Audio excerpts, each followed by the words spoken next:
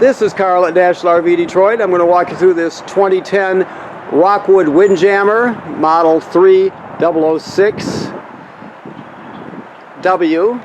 It's for a windjammer. It's got a V-nose on the front. Okay, so here I am on the door side of the trailer, moving towards the rear. So obviously you have a rear entrance door here. This goes up to the bedroom. All right. You have a pass-through storage here in the rear, and these are cranks that you can use. Now it's got power stabilizer jacks here on the rear and also on the front. Now you can basically, there's one switch for both rear and another switch for both of the front. You can crank them manually using one of those cranks if you have to, so you could always get yourself out of trouble. Another thing to know is you can also insert, let me back up so you can see where we're at here. You can insert that crank that I showed you into this hole right here on the skirting. And inside there's a shaft with a pin through it. That crank will attach to that. You can actually crank the slide out in and out manually if you had to. So you can get yourself out of an emergency. It's a good feature. Okay. You have power awning, outside speakers. There's a grill rack here and an LP hookup for an LP appliance, low pressure LP appliance, whichever one you're using. You can put it on right there. This is just cable or antenna out, and this is power in case you wanted to put a TV out here. Okay, that's the service panel for the refrigerator right there. Like I said, outside speakers. Now this is your range hood vent right here. If you can see in each corner there's a little tab. Hopefully you can see that. When you use the vent hood fan, the range hood fan, you open those two little latches there, and the baffle will flap freely. You want to be able to flap freely when you're venting. So anytime you're going to vent, you want to do that. Otherwise, you keep it shut. Okay. This is your furnace vents here. This is the outside of your water heater. Now this is both gas and electric. So right now it's empty because it's winterized. You can see right here, maybe, I'm trying to get you a picture so you can see it. Right behind in here, if you can see where my finger is at, there's a switch there, an on and off switch. That on and off switch controls the electric heating element, which is behind this cover right here, just so you know. That's where you turn it on and off to run it on electric, which is what most people use. Now you can operate it on gas. The switch is inside the trailer. I'll show you when we get in there, but keep in mind that switch is for the electric heating element. Now you always got to make sure there's water in here before you turn that element on, because it'll burn out in just a minute or so. So make sure you don't dry fire it by running this without water in it. Also, this is your drain plug. Here, let me get in front of the thing here if I can. Your drain plug, which is also an anode rod, that goes in that drain hole right there. Okay. And this is your vent here, your quick release or your pressure vent. So keep in mind, you never vent it or pull the plug out when you have hot water in it. You always want to make sure that it's cooled down so you don't scald yourself or worse. So make sure you let it cool. All right. So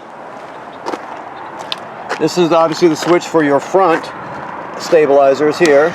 You can see they come down one at a time. The far one's coming down first, now the close one. You see the motor moves a little bit. That's totally normal. It's supposed to float like that. They all do that. That's the way it's designed. We have your hitch inside here. We'll show you how this operates when you come to pick it up. If you ever need to refresh your memory, this is a Husky centerline hitch. So if you go to the Husky centerline weight distribution hitch on the internet, you can find the manufacturer's hookup video also to refresh your memory. But we'll go over that with you. All right. You have two 30-pound LP tanks. It's got an automatic changeover regulator, so it'll draw this door side tank down first, then it draws the other door, the off door side down, back and forth. So it's all automatic. All right. You have a deep cycle marine battery right here. Okay. We put you have a power tongue jack. I put a brand new one on for you. So it's a brand new power tongue jack. Also, this whole front assembly for your stabilizers I put the entire assembly on for you instead of just changing out the motor that was bad. So you got a whole new front assembly too. Okay, so let's see what else we have here. Obviously you have a bike door or escape door right here for emergencies. You have a slide topper on your slide out. Okay, let me work back around here. I'm gonna have to walk all the way around. We're close to the bushes there and I'll never get through it. Okay. So,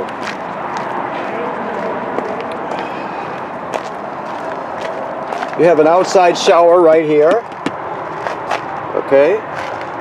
Your power cord plugs in here. 30 amp cord.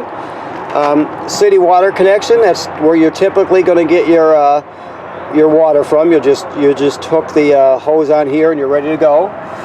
Now, if you go to a campground that does not have plumbing on the campsites, you can pre-fill this water tank here, your onboard water tank. You can pre-fill it and then use the pump to pump it. I'll show you the pump switch when we get inside. But even if you don't have running fresh water on the campsite, you can plan ahead and still be able to use all the features in the trailer when it comes to the plumbing. This is just cable and satellite through here.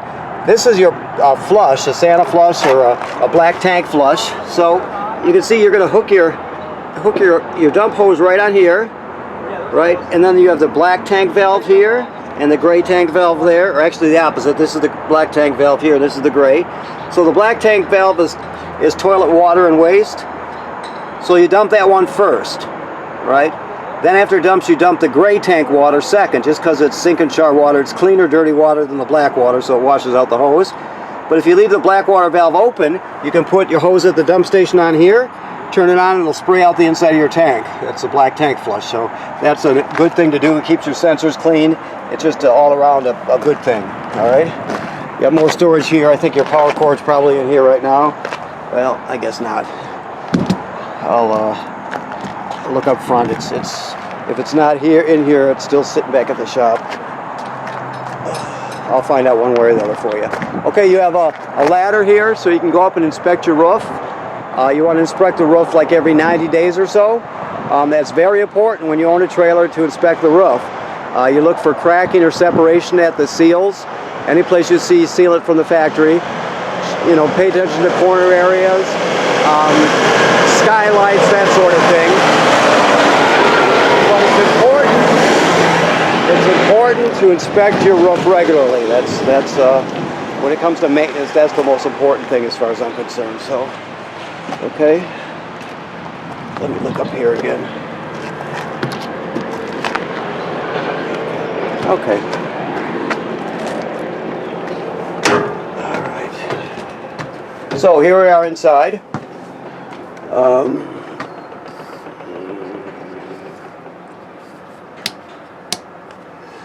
Okay, so we have your monitor here for your tanks. Your battery is charged. Your fresh water tank is empty. Black water tank is empty. Gray water tank is reading like there's water in it, but it is absolutely empty. It's saying 1/3, but it's an older trailer. It's used, so sometimes you have issues with the sensors. I suggest you get some sensor cleaner. It's just an additive to your tank, and you drive around with some water in that cleaner in your tank, and it should clean off these sensors. Okay, all right. But the other ones are reading perfectly, so keep that in mind. As it graduates up in 1/3 increments, as you get to 2/3, you got to start thinking about dumping it.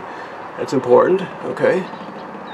All right. So your water heater. Now, the water pump is right here that I told you about. The water heater is right here. This is to light it on gas. I showed you the switch for electricity on the outside. And this also has tank heaters, so you can extend your camping season by turning on these heaters, and it's got like a heating blanket sort of that's underneath the tank that keeps it warm so it doesn't freeze up as quickly. This is your slide out switch here. This is your power awning switch here. Never leave the power awning out unattended. If you're not going to be at the campsite, always roll it in so you don't get damaged.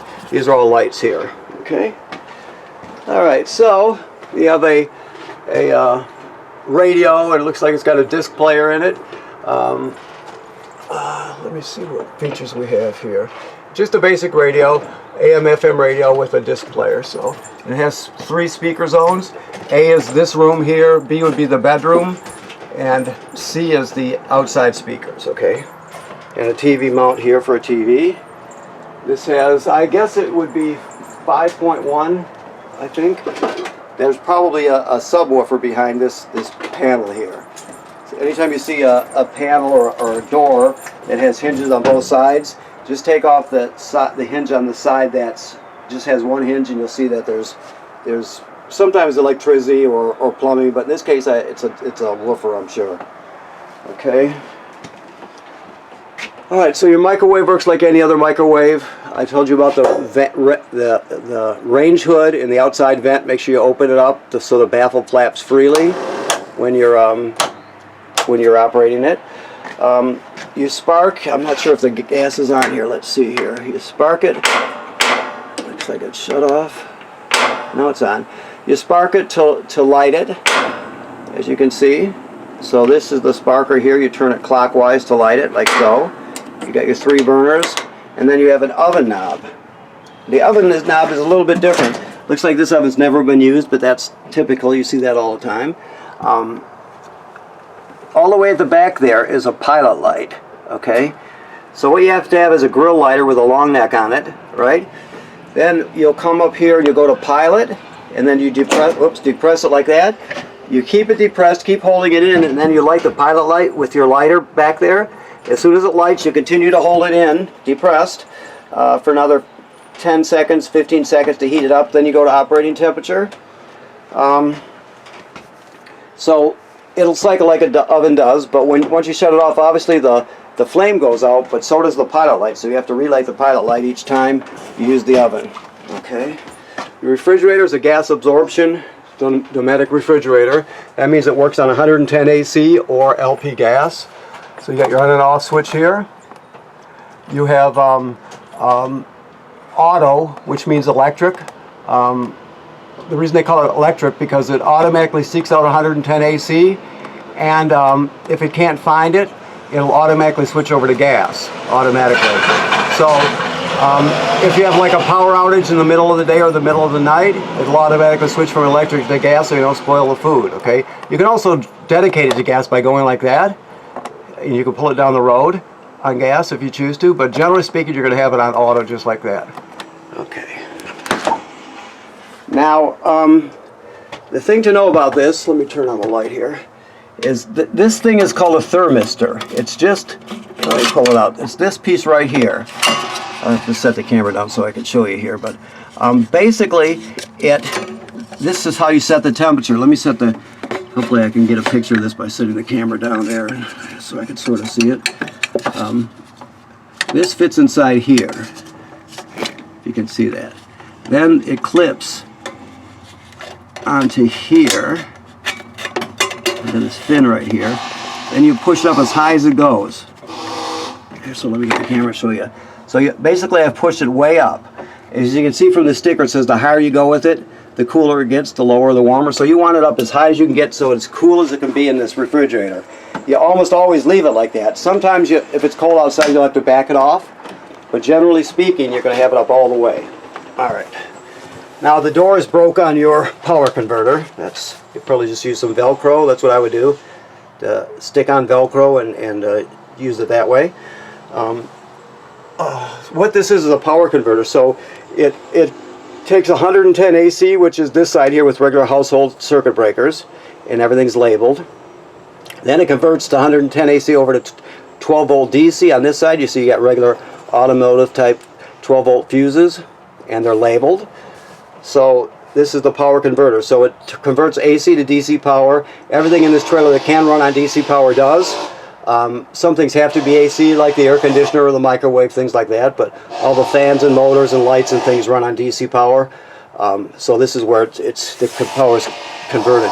Also, when you're plugged into shore power, it'll automatically charge your battery. It'll sense how much energy your battery has, and it'll send up whatever it needs. If it's totally charged, it'll send only a couple amps up there.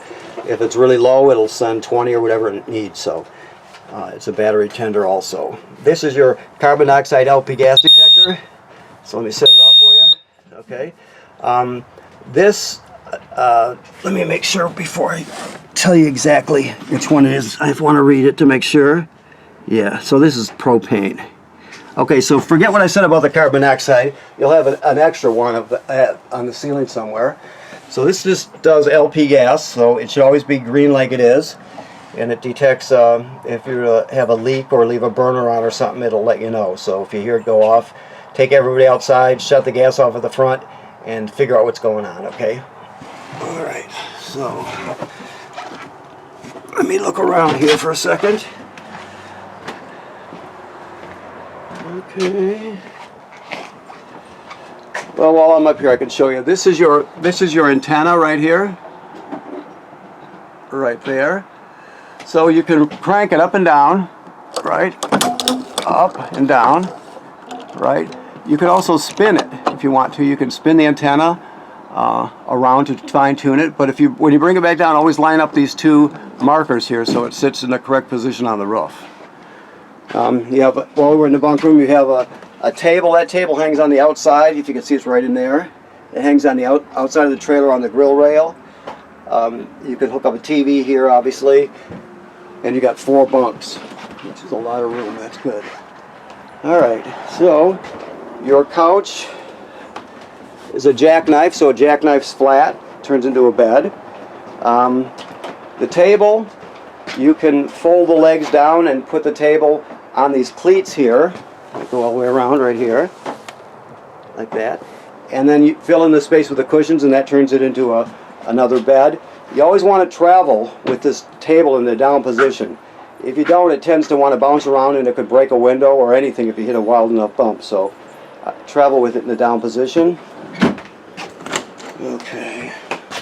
You got a 3-speed fan in your bathroom. Always run it with the shower because you want to pull the humidity out. The toilet itself, one thing to remember is it needs to run on let me back up a minute. You need to put chemical and some water in it to operate it. There's the flush pedal right there. So if you get to the campground, you plug in your power and turn on your water. Then you'll come in here and you'll put a dose of chemical right in the bowl. Then after you do that, whichever chemical you use, just read the directions. You put one dose in there.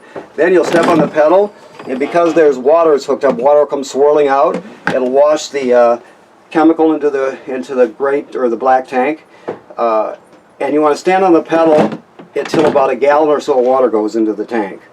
There's no way to tell exactly what that is, but you can just use common sense, and it doesn't have to be a gallon. And just get it close. The bottom line is you want water and chemical in there when you start off. Otherwise, the smell will be overwhelming, to say the least. So you always want to do that. This is a GFCI here. All the plugs are wired through it. This GFCI or the one up front, okay? All right. And this is Amanda here working in your trailer. I'm not real smooth today, Amanda. My gift of speech is not working today. Good thing it's almost Friday. Oh well. Okay, so this obviously there's not a whole lot to tell you here. This is a bedroom. You can pull the bed up. This is your carbon monoxide detector here. I told you that it didn't have one built into the LP detector like some do. If you ever want to upgrade, you can get one with carbon monoxide detection that fits right into that slot. It looks just like the one that's in there, and it can do both. So keep that in mind. That's an option. Okay, let's see here. The bed pulls up, and there's a foot locker underneath it. And you got a table and TV hookup here, that sort of thing. So, okay. Alrighty, so that about covers it. I want to thank you for purchasing your trailer here at National RV Detroit. Keep in mind, like I told you, you want to always inspect your roof and the seals every 90 days or so. You have to winterize it, obviously, in the winter time. Other than that, you're pretty much set. Just definitely inspect the seals, though. That's an important thing. Okay. Okay. Thank you very much. Goodbye.